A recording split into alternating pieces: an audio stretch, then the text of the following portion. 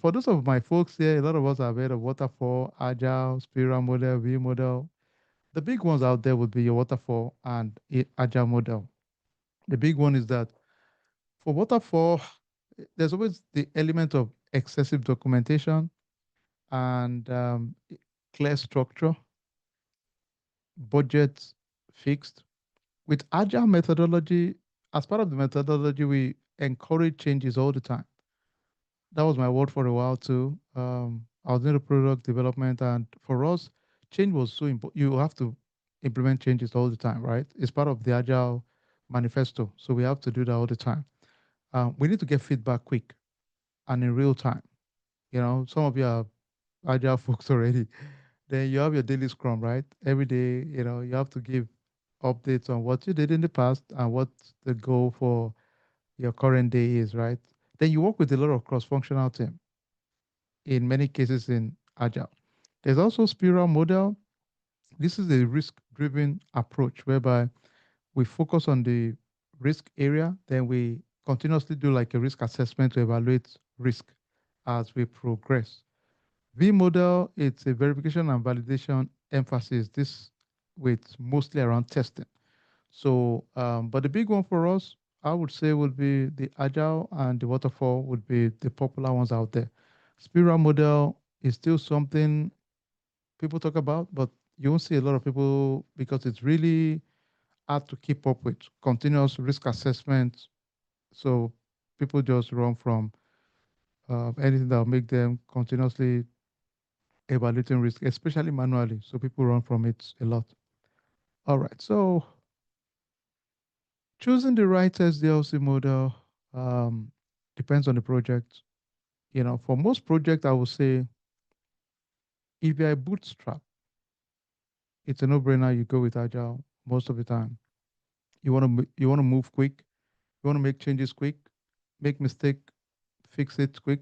So if you're more established, okay, you can do waterfall at times or a mixed hybrid of multiple scenario, including continuously do risk assessment too. So depends on the project you're working on.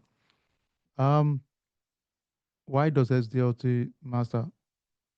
Helps us to reduce risk, enhance our communication, focus on quality assurance ultimately, and we can have predictable delivery at the end of the day.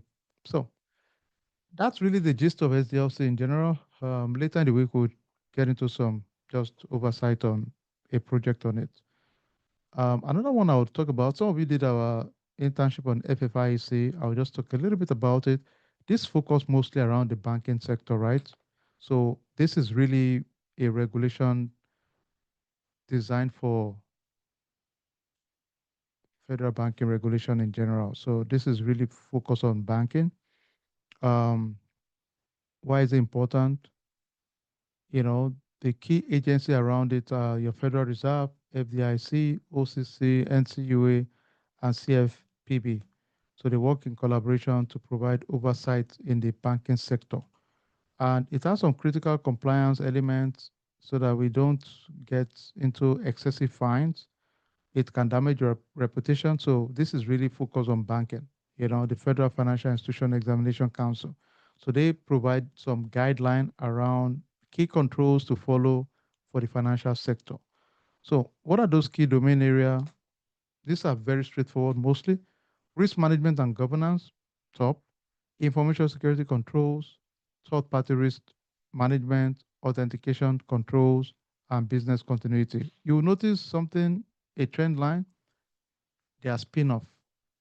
So most of their controls we extracted from our ISO and our NIST. So it's a spin-off really. So all the ones we've done are much more complex than this. So they cover access management, authentication protocols like MFA, continuous monitoring, asset inventory. Access management, we can all agree, you know, at the end of the day, we are talking about making sure we have appropriate access control. Zero trust PAM enabled just-in-time access was a use case in this case whereby zero trust is always going to be a big one. Everybody wants that. We don't trust any authentication. We have to keep verifying. But they also integrated with privileged access management, which is used for elevated access, like your super user account. So it helps us to manage those high level accounts, but it's not just managing those high level accounts, but we're also implementing zero trust for those high level accounts. I think that's one of the most brilliant concepts out there in cyber for a while, the zero trust model, whereby it helps us to authenticate constantly. If you travel out of your base, you find yourself in Mexico and you try to log on to your bank or any of your bank or credit card usage, it will trigger a one-time password, which I think is great for most environment right now. Okay, let's see. Uh, how can we know which one of these are laws and guidelines in general? I mean, think about it. Some of them you know already by the virtue of the industry.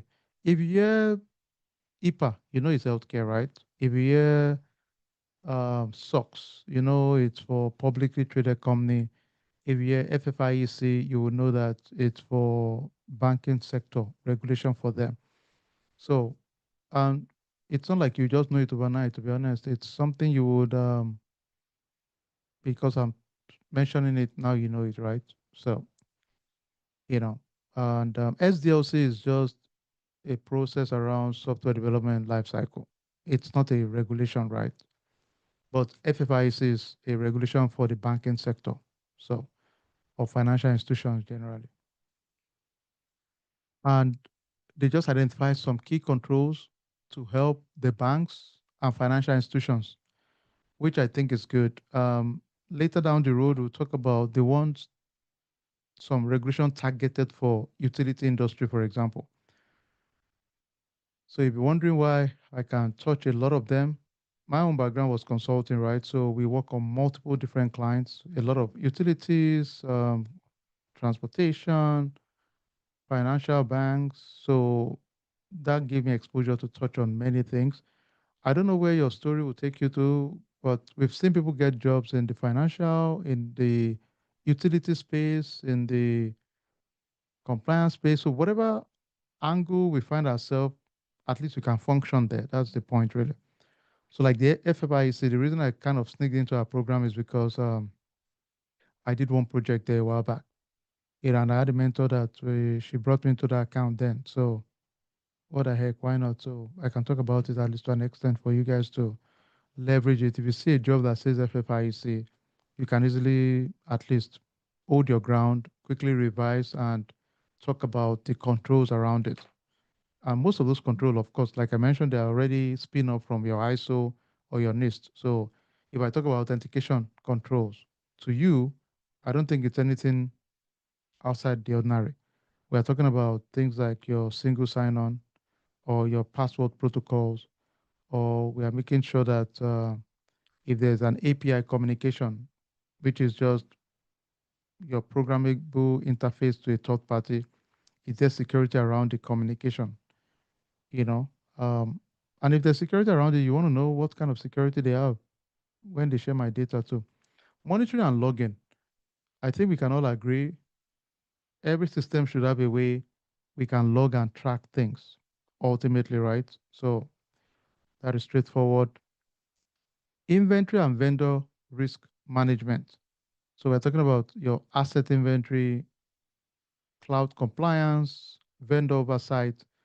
So remember we talked about asset management earlier on from our ISO and NIST. So it's the same thing, you know. Do we have an inventory of our assets? Hardware, software, cloud, third parties, whatever asset we have. Then our cloud service we use, are they in compliance? Do we have a way to monitor their compliance? That could be AWS, that could be Azure, that could be Google Cloud, it does not matter. Then vendor oversight, whatever vendor we use, do we have a vendor management program or third party risk management program, right? So for the financial institute, the expectation is that I hope you have an oversight on your vendor. They better do. They're a financial institution, you know, especially your service provider. If you're hosting our customers' record, then you need to provide solid security oversight. Right? That's easy. Okay. Some best practices in general: access review, risk-based prioritization, security culture all the time, then independent validation in terms of your controls in general.